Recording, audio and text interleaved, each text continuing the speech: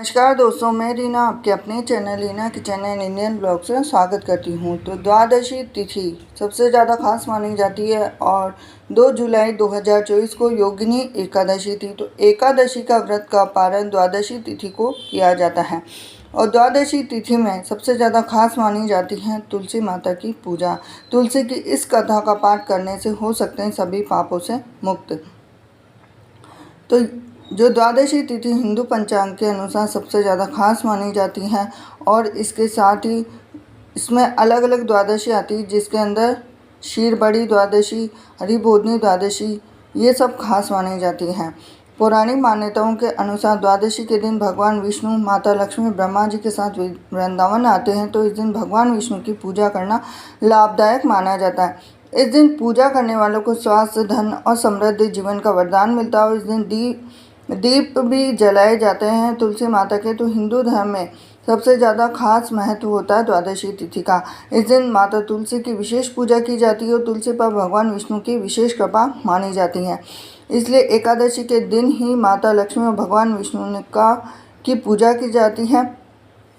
इससे संबंधित कथा इस प्रकार है कि धर्मराज युधिष्ठिर जब अपना राजपाट छोड़कर वन में रह रहे थे, तब उनकी मुलाकात व्यास जी से हुई।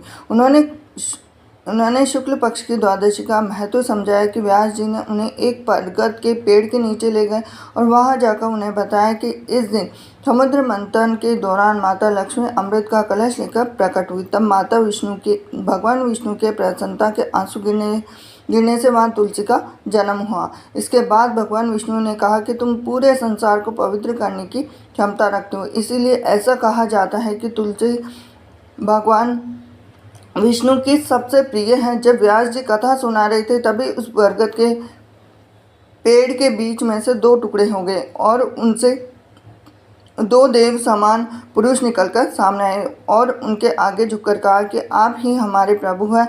और उनमें से एक पुरुष ने बताया कि वो देवलोक से हैं। एक बार एक सन्यासी की तपस्या भंग करने के कारण उसे श्राप मिला था कि वो ब्रह्म राक्षस में परिवर्तित हो जाएंगे। और जब आप अपने भगवान विष्णु, माता लक्ष्मी और तुलसी की कथा कही, तब हम मुक्त हो गए हैं। इसके बाद दूसरे पुरुष ने कहा कि मैं एक ब्राह्मण का बेटा हूँ और गुरुकुल में पढ़ते हुए एक बार अपने गुरु की आज्ञा का पालन नहीं किया, तो गुरु के श्राप के कारण तो मुझे ब्रह्म राक्षस का श्राप मिला था। आज माता तुलसी की कथा सुनने के बाद हम मुक्त हो गए हैं। इसके बाद वो दोनों ही पुरुष शुक्रिया बोलकर उस जगह से चले जाते हैं। इसके बाद व्यास जी अपनी कथा पूरी करते हुए कहते हैं कि जो भी इस कथा को सुनता है वो अपने सभी पापों से मुक्त हो जाता है और इस द्वादशी के दिन व्रत करने वाला और कथा को कहने वाले को सभी प्रकार के दुखों और कष्टों से छुटकारा मिल जाता है।